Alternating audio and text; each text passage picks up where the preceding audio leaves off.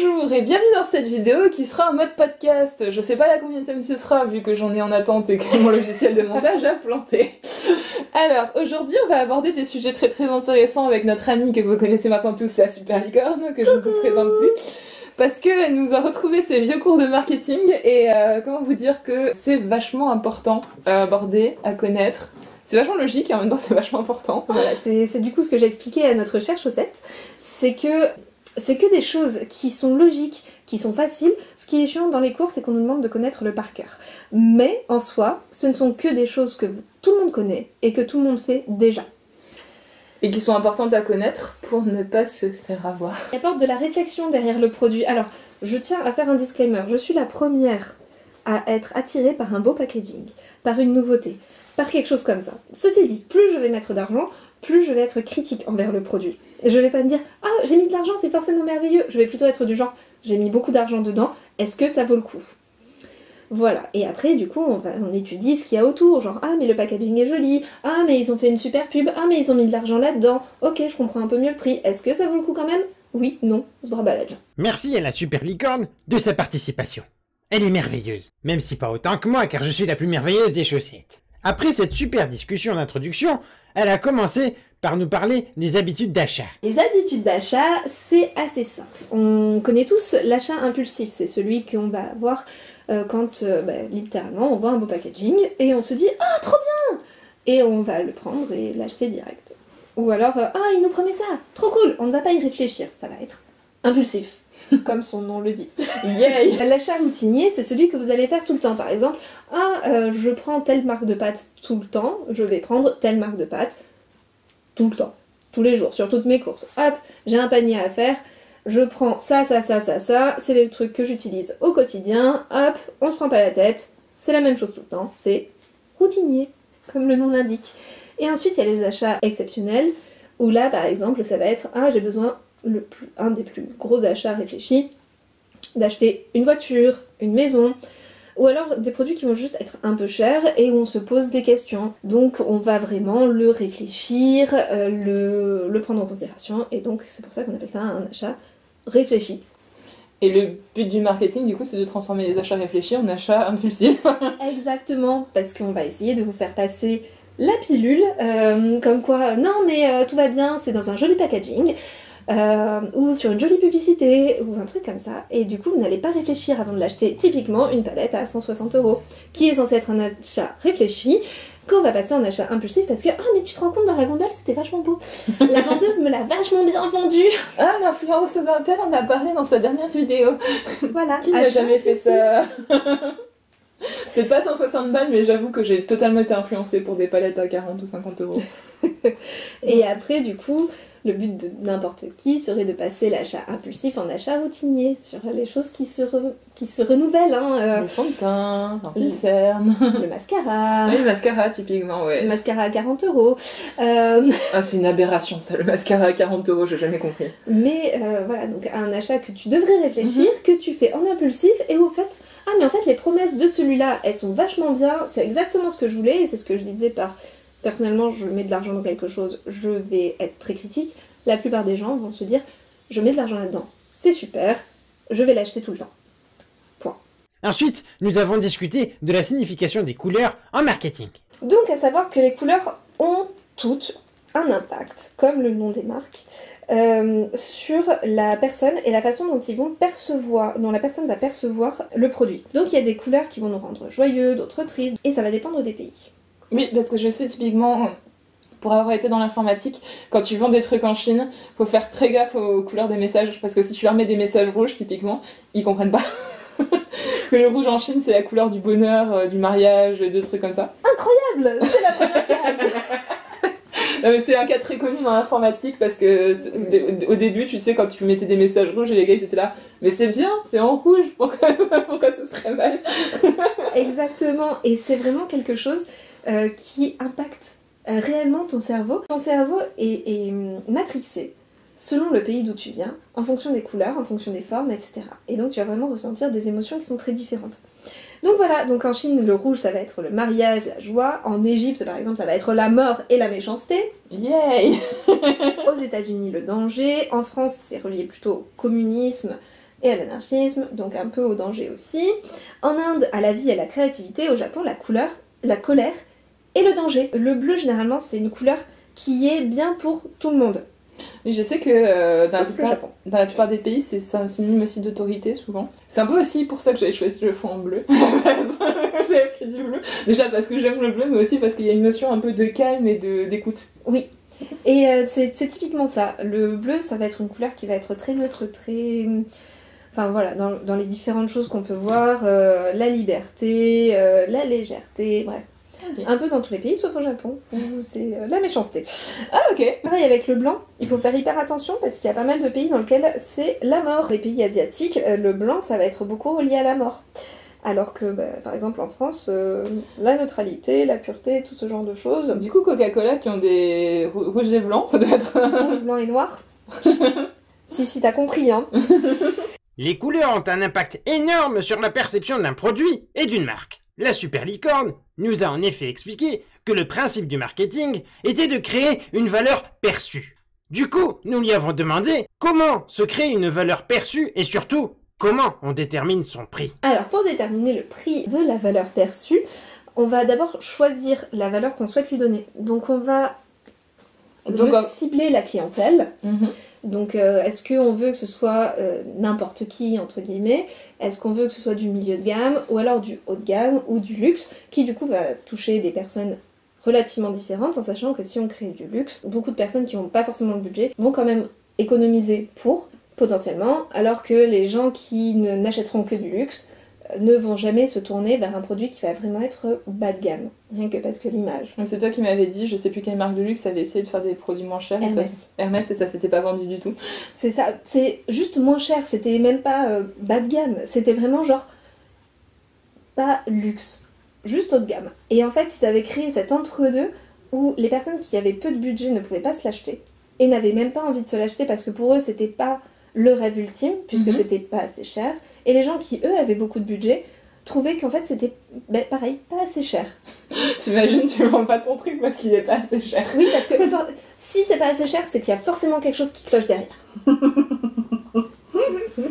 Voilà, c'est terrible, hein, mais c'est quelque chose qui arrive. Donc c'est ce qu'on appelle du positionnement. Donc on va se positionner sur les différentes gammes, on va cibler donc la clientèle qu'on souhaite avoir, et on va segmenter le tout. Et ensuite on va commencer à délivrer la valeur, rien que par le pricing. Le pricing, c'est déterminer le prix, tout simplement. On va développer le produit en fonction du coup de la gamme qu'on souhaite atteindre. On va développer les services, donc juste le SAV derrière hein, qu'il va y avoir, ça fait partie des services. Alors comment ça se fait que le SAV de grandes marques de luxe soit tout pourri? Parce qu'ils ont fait en sorte que l'image qu'ils aient de leur marque, même si c'était juste au tout début, ait un bon service client potentiel. Ok. Alors après, les marques de luxe, c'est encore différent, parce qu'ils n'ont pas besoin d'avoir un bon service client, puisque eux, le service qu'ils te donnent, c'est d'avoir l'air riche, entre guillemets, ou ils te donnent accès à une élite. Mais genre, typiquement, tu prends les marques genre Pat McGrath qui ont un service client absolument tout pourri. Oui, et qui n'ont pas des produits foufou, mais c'est quelqu'un qui va aller maquiller sur les défilés, qui a une image. Et c'est cette image que tu payes. Ok. C'est le service de l'image. Non mais c'est fabuleux. C'est fabuleux, on est d'accord. Ensuite, pour déterminer la valeur, il y a aussi l'approvisionnement qu'on va mettre derrière. Est-ce que ça va être une lunch date avec 100 produits et il n'y en aura pas d'autres, ou est-ce que ça va être un produit périn qu'on va continuer et continuer et continuer? Forcément, si c'est un produit qui va être vraiment en stock limité, on va pouvoir augmenter le prix, un truc de barjot. Alors que... Même des produits qui sont soi-disant en stock limité mais qui le sont en très très très très grande quantité. Voilà. L'important c'est de mettre stock limité dessus. Ça n'arrive jamais. Et ce qui va déterminer la valeur, ça va être la distribution. Ça va pas être le même prix si on distribue chez Auchan, chez Sephora ou sur le net. J'ai vu une vidéo d'une responsable des marques de maquillage qui racontait que justement la distribution, notamment Sephora, ça peut aller de 50 à 70% du prix en fait. Oui, parce que c'est aussi... Ils ont pignon sur rue partout. Ils sont super connus. Les gens qui s'y connaissent pas vont même qui s'y connaissent un peu et qui cherchent des trucs un peu précis vont chez Sephora. Ah mais en tout cas en France c'est une hégémonie. Aux États-Unis ça change un peu, mais en France c'est une hégémonie. C'est ça. Et ils sont internationaux. Donc forcément ça joue de fou. Et la dernière chose qui va venir déterminer la valeur, ça va être la communication qu'on va mettre autour. Donc évidemment, la publicité, parce qu'on sait que la publicité ça coûte un bras, et que la façon dont on va le diffuser coûte un bras, avec plus ou moins d'impact. Par exemple, des affiches qu'on va distribuer dans le métro, un impact qui est tellement faible, mais qui peut fonctionner. Par contre, c'est mauvais pour la planète. Le pire qui existe, c'est les grands panneaux d'affichage. Ça permet juste de dire « on existe ». C'est un déclencheur d'achat qui est très peu impactant. Mais ça permet de dire « on existe, regardez-nous ». Ça doit coûter cher en plus, oui. Déclencheur d'achat. Oui, surtout si tu veux un beau panneau bien placé. La force de vente qu'on va mettre derrière, évidemment, ça dépendra du nombre de commerciaux, ça dépendra maintenant du nombre d'influenceurs. Oui. On va payer, ou à qui on va payer des voyages, ou à qui on va envoyer les produits. Ça doit coûter une blinde, ça aussi. Et ça fait partie de la promotion. C'est les influenceurs, ça fait partie de la promotion. C'est eux qui vont du coup donner tout ça. Ouais. J'espère que vous avez encore envie d'acheter des produits après tout ça. Non mais honnêtement, c'est vraiment super intéressant. C'est très logique, mais c'est super intéressant. Oui, parce que le marketing, c'est intéressant. Ensuite, la super licorne nous a expliqué comment se fait la distinction entre deux produits. Du coup, on va venir choisir son produit, chacun le sait, parce qu'il est différent des autres. À deux produits égaux, strictement égaux, positionnés côte à côte, où on n'a aucun a priori, ni de marque, ni rien du tout. On ne s'est pas fait influencer, on va prendre le moins cher. Oui. Enfin, j'espère. Pas forcément, mais... Parce que ce serait vraiment bête de prendre le plus cher juste pour se dire « Non, mais j'ai pris le plus cher, on sait jamais », alors que vous avez vu que la compo est la même, que vous connaissez pas les marques, et bref, des trucs comme ça. Ce n'est qu'un point de vue, évidemment. Donc, ça va dépendre de la pertinence du produit. Comme je disais, à deux produits égaux, on va prendre le produit le moins cher. Du coup, comment on juge de la pertinence d'un produit? C'est celui qui va t'offrir une différence notable sur le service ou sur les ingrédients. Par exemple, il y en a un qui a du plomb, l'autre n'en a pas. La pertinence veut que tu prennes celui qui n'a pas de plomb. Alors j'espère, surtout qu'en plus ce serait pas légal, mais... C'est un exemple. C'est un exemple parlant pour tout le monde. Personne n'a envie de s'étaler du plomb, normalement, ou de la chaux, j'espère. Ça peut être une différence distinctive, donc par rapport aux innovations. On veut un appareil photo plus élaboré, avec une meilleure qualité, et bien on va prendre celui qui a la meilleure qualité. Donc là, on ne parle pas juste de pertinence logique, on va parler de distinction tout simplement, d'innovation, de par rapport à ce qu'on va chercher. On va pas prendre un téléphone qui n'a pas d'appareil photo quand on passe ses journées... à prendre des photos. Voilà, littéralement. Ça, c'est distinctif, c'est logique. Même si c'est aussi pertinent. Oui. Mais c'est distinctif, c'est une évolution logique de l'appareil qui fait qu'on va prendre plutôt l'autre. La crédibilité après, elle arrive... parce que tu vas connaître notamment la marque. Donc en fait, ça fait plutôt parler l'imaginaire, ce qu'on va avoir vu, entendu dans son entourage depuis toujours. Par exemple, Mac est meilleur pour les graphistes. C'est vrai. C'est vrai. C'est totalement vrai.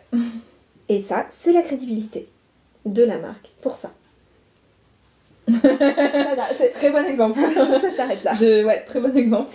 La faisabilité, c'est ce que va mettre en avant la marque pour dire tiens, regardez, vous vouliez ça, on l'a fait. Alors on va se dire, c'est un peu comme le distinctif. Oui, mais là on parle vraiment de marketing. Ok. C'est ce qu'on va mettre en avant. On va pas se dire tenez, ça c'est le mieux pour vous, on va vous dire vous le vouliez, on l'a fait. Genre Kiko avec le Green Me. Oui. Vous vouliez de l'écologique, on l'a fait, regardez, 34% de plastique recyclé. Voilà. C'est littéralement ça. Donc c'est comme tout à l'heure, c'est tout simple, c'est basique. Et pourtant c'est quelque chose qui permet de réfléchir au produit qu'on va acheter. Ouais. Et la façon dont on va l'utiliser. Donc ensuite il va y avoir ce qu'on va pouvoir communiquer. Donc oui, on va se dire, ouais, on a déjà dit, on l'a fait, ou ci ou ça. Oui, mais là on va se dire, on va communiquer sur le fait que toute la campagne va jouer sur ce fait-là, que par exemple, dans cette crème, il y a de l'orchidée. L'orchidée quantique. C'est ce qu'on va communiquer sur cette crème, et c'est ce qui va faire acheter. Et j'ai vraiment une collègue qui l'a acheté. On a trouvé quelqu'un qui a acheté l'orchidée quantique. Et ensuite, il va y avoir ce qui est défendable. Ce qui est défendable, c'est potentiellement quand tu vas créer un produit et que quelqu'un va le copier en potentiellement moins bien. Donc qu'est-ce que tu vas défendre toi quand tu vas voir la copie? Est-ce que ça va être le nom de la marque parce que vous nous achetez, nous vous achetez pas? Charlotte Tilbury et Elf, typiquement. Voilà. Ça va être des différences notables, entre guillemets. Par exemple, vous avez acheté du Chanel numéro 5, au marché on vous vend un dupe de Chanel numéro 5 dans lequel il y a des produits qui ne sont pas forcément bons pour la peau, ou alors l'odeur n'est pas la même, ou ne vieillit pas de la même C'est manière. pas du Chanel, tout simplement. C'est juste pas du Chanel. Dans tous les cas... Même si c'est la même odeur, hein, c'est pas du Chanel. Voilà, c'est pas du Chanel. Mais l'odeur, la dernière note, par exemple, n'est pas la même. C'est défendable. Et c'est comme ça qu'on fait. En vrai, c'est génial. Ensuite, nous lui avons demandé comment se détermine un prix de vente. Sur la détermination du prix de vente, alors on a déjà déterminé comment on faisait voir son produit et comment on décidait de la valeur de son produit, mais il faut quand même déterminer son prix de vente pendant tout ça. Donc on va analyser évidemment les coûts. Combien va nous coûter le produit, le packaging, la distribution. Ça, ce sont des coûts qu'on ne va pas pouvoir forcément modeler, c'est les coûts de base, et c'est la base vraiment sur laquelle on va se poser. À partir de là, on va créer des coefficients multiplicateurs qui vont être déterminés par la demande, la concurrence et les réglementations, les contraintes légales. Typiquement pour le luxe, ça va beaucoup être la concurrence, non? Qui va te fixer le... Et la demande. C'est vrai. C'est beaucoup la demande. Plus que la concurrence. Parce que typiquement Hermès, comme tu disais l'exemple, leur demande c'est des produits chers. Voilà. Donc ils vont pas vendre des sacs à moins, même si ça leur coûte moins cher, ils vont pas vendre des sacs à moins parce que la demande veut des sacs très chers. Voilà. Même s'ils ont 20 balles, enfin 20 euros pour pour avoir la production du produit, que leur coût de matière première c'est 20 euros plus la main d'œuvre, bref, on arrive sur une centaine d'euros, et ils vont quand même vendre leur sac énormément plus cher parce que c'est la demande. Parce que le Birkin. Parce que le Birkin. On a tous cette... Je pense qu'on va faire une vidéo un jour sur le Birkin. Rien sur le Birkin. Sur le Birkin, ça fout les merveilles.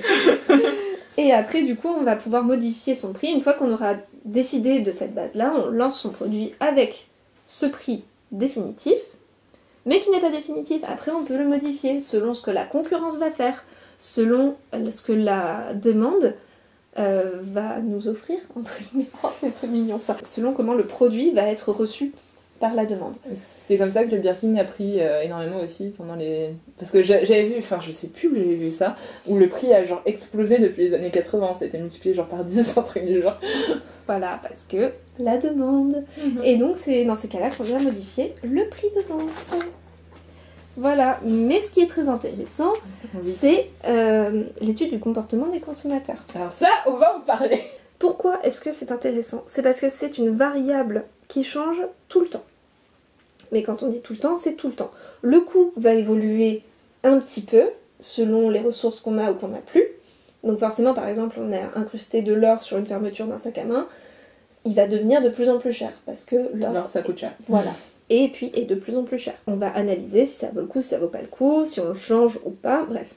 La concurrence va aider aussi, puisqu'ils vont faire eux aussi évoluer leur prix, et donc on va rentrer en compétition avec eux. Jusque-là, c'est logique. Mais la plus grosse variable, c'est le consommateur.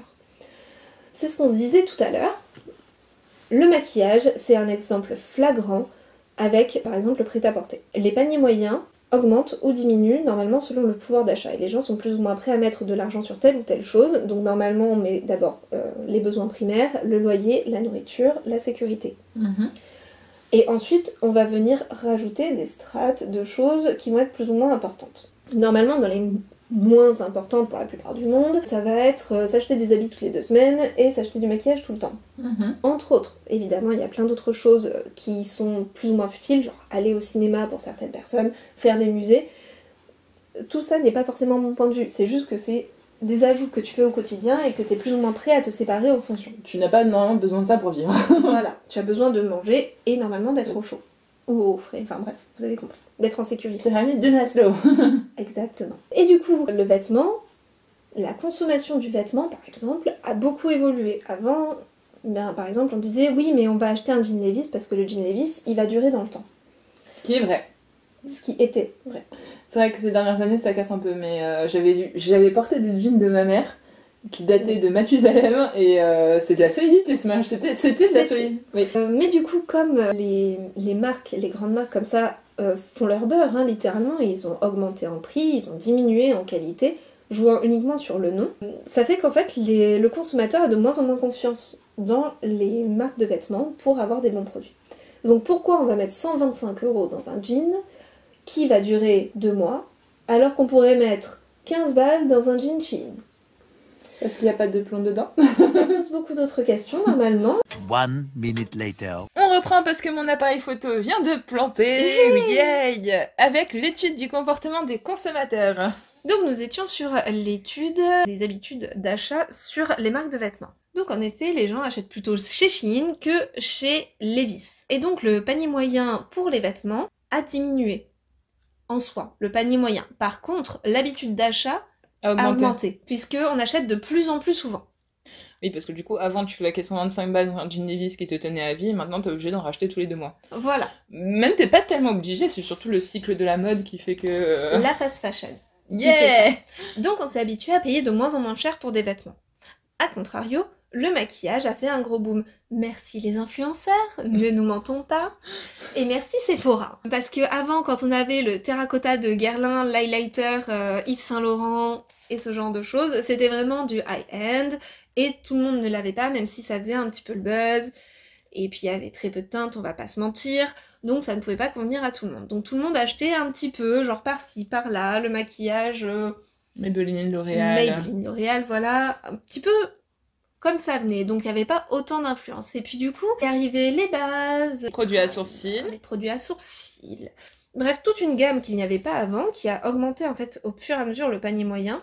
T'as aussi le fait qu'on paye de plus en plus cher les produits, typiquement où justement le fait d'avoir certains maquillages est devenu une marque d'appartenance sociale. Genre, tu n'es pas un passionné de maquillage si tu n'as pas la dernière palette d'Anastasia Beverly Hills. Non, je l'ai entendu, oui. Ça s'entend. Ça s'entend tellement. Du coup, ce qui fait que le prix que tu es prêt à dépenser a augmenté. Voilà. Et où les gens se sont habitués de plus en plus cher grâce aux fameux effets d'hydro. Exactement, et du coup, ça devient de plus en plus courant, avec des guillemets, d'acheter une palette de maquillage 60 balles, alors qu'en fait, elle en vaut pas tant. C'est juste que on va acheter la marque, ou alors on va aller vraiment sur du tout petit prix en se disant non mais je vais acheter du petit prix mais en plus grosse quantité. Pareil, Colourpop qui fait des lancements toutes les 2 semaines, eh bien il y en a qui sont prêts à acheter tous les lancements toutes les 2 semaines, même si c'est un tout petit peu moins vrai maintenant. Oui, parce Colourpop que... est un peu en chute. Bah, tu peux pas acheter tout. Au bout d'un moment, t'as pas la place où le ranger, en théorie. En théorie. Mais du coup, les gens se sont habitués à donner beaucoup plus d'argent au maquillage, ce qui a fait que l'étude de la demande a révélé que les gens mettaient de plus en plus d'argent. Donc les marques, Natasha Denona, Anastasia, toutes celles-là, Yves Saint Laurent, ont augmenté leur prix. Comme nous l'aurons vu dans la vidéo précédente ou la vidéo prochainement. Et donc cette étude va faire varier énormément le prix du produit. C'est ce qu'il faut se dire. Nous sommes les premiers acteurs des prix qui sont pratiqués. Le prix qu'on est prêt à mettre dans les produits détermine réellement le prix du produit. Donc plus vous aurez l'habitude d'acheter des palettes à 65 balles, plus les palettes coûteront plus de 65 balles. Et vous vous y habituerez, bientôt elles coûteront toutes dans la centaine d'euros, dans les 120, 130, 150 € et ça paraîtra tout à fait normal parce que tu comprends, ça a été créé en Italie. Alors oui, l'Italie ça coûte plus cher que la Chine, nous sommes bien d'accord. On n'a pas tout à fait les mêmes gages de qualité, etc. Les mêmes gages éthiques, mais ça vaut quand même pas ce prix-là. Voilà. On a un peu parlé de la vie des produits. La vie du produit, ça reste quand même intéressant parce que du coup, tu vas lancer ton produit, ça va être une nouveauté. Si tu veux le rendre périn, il va falloir toujours le faire un tout petit peu évoluer, mais juste légèrement pour que les gens se disent que ça continue à être dans l'air du temps. Alors qu'en fait, ça ne l'est pas. C'est pour ça que les fonds de teint Huda Beauty, le Shape Tape, etc. ont dû évoluer. Les formules ont eu des produits interdits ou autorisés. La loi AGEC. Voilà. Ce qui a fait qu'ils ont fait évoluer leurs produits selon l'air du temps, pour garder le même produit bien périn. Huda Beauty est une grande spécialiste de ça, où elle change ses formules bien discrètes. Et du coup, quand tu regardes des revues sur internet, au final, la personne qui review le produit n'a pas eu le même produit que toi entre les mains. Voilà. Mais du coup, c'est intéressant quand même à savoir que selon la durée de vie qu'on va donner au produit, on va avoir plus ou moins de recherche derrière. Par exemple, les produits Halloween, ça va vraiment être juste sur telle période. Bon bah là, pas besoin de faire un développement de malade, ça va être beaucoup plus rapide en fait, comme réflexion au niveau de la création et du prix, puisque ok, celle-là on va juste le mettre plus cher parce que ça va être sur telle durée. Il n'y a pas besoin de se prendre la tête sur comment on va le faire évoluer par la suite. Glamlight. En vrai, c'est vachement intéressant de ouf et je pense que tu vas aider peut-être pas mal de personnes aujourd'hui. Mais... J'espère au moins les 500 abonnés sur ma chaîne. Mais j'espère juste pouvoir amener un peu plus de réflexion dans l'achat. Parce que juste se dire je l'ai payé cher donc c'est génial, il faut arrêter. Il faut comprendre un tout petit peu. Alors c'est même pas tous les tenants et aboutissants. Ça c'est vraiment que le marketing. En plus c'est ça qui est le pire. C'est que derrière le marketing, il y a encore plein d'autres facteurs qui viennent jouer. Mais le marketing reste une part hyper importante de ton prix d'achat. Donc c'est juste se rendre compte de ça, se rendre compte de pourquoi on l'achète, de pourquoi on le trouve bien ou non, les points positifs, les points négatifs, et comprendre cette réflexion autour. Clairement, il y a des produits qu'on va acheter 150 € qui vaudront les 150 €. Parce que on va y trouver une satisfaction personnelle, des avantages, bref, on va comprendre pourquoi on l'achète. Il y a plein de produits qu'on va acheter 150 € et où à la fin on va être heureux de l'avoir acheté juste parce qu'on l'a acheté ce prix-là. Bah, typiquement, tu prends une palette Natasha Denona, genre une grande palette. Pour un make-up artiste, ça a du sens. Genre quelqu'un qui va l'utiliser souvent et qui va en tirer en fait quelque chose. C'est juste que je pense pas que ce soit la majorité des gens qui achètent des Natasha Denona. Non. Et clairement, pour en avoir une qui a des grands pannes, je n'utiliserai jamais autant de couleurs. Parce que c'est hyper pigmenté et du coup, dès que tu le poses sur ton œil, bah, en fait, t'as pas besoin de revenir énormément dans ta palette. Donc tu ne creuses pas tes parts. Oui, non, ça a de l'intérêt pour un make-up artiste. Le problème, c'est que c'est pas vendu à des make-up artistes, c'est vendu à des gens. Oui. Et moi, je trouve une satisfaction personnelle parce que je trouve que c'est très pigmenté, c'est très facile le matin. Bref, il y a pas mal de choses, mais je ne serais plus capable. Alors en plus, on me l'a offerte. Mais je ne serais pas capable de remettre ce prix-là sur une palette. Parce que malgré tous les avantages que j'en tire, je sais au fond de moi que c'est du gâchis, vu que j'arrive pas à la terminer. Surtout qu'en plus, entre-temps, tu as vu que Colourpop existe. Alors, c'est pas la même qualité. Oui, ça c'est sûr. Mais malgré tout, suffisant. Les pannes sont plus petits, c'est suffisant au quotidien. C'est suffisant pour l'usage que t'en as. La valeur que tu en tires est très bien. Voilà, est largement suffisante. Nous avons fini notre discussion par comment on choisit la promotion du produit. Alors, la promotion de ton produit, ça va dépendre de ta cible. Par exemple, classique, la ménagère de 60 ans qui va regarder TF1. Bah, du coup, tu vas placer ton produit en maximum de pubs, de préférence un peu courtes, histoire que la personne se pose quand même des questions, mais n'ait pas trop le temps de réfléchir, sur les coupures pubs de TF1. Ok.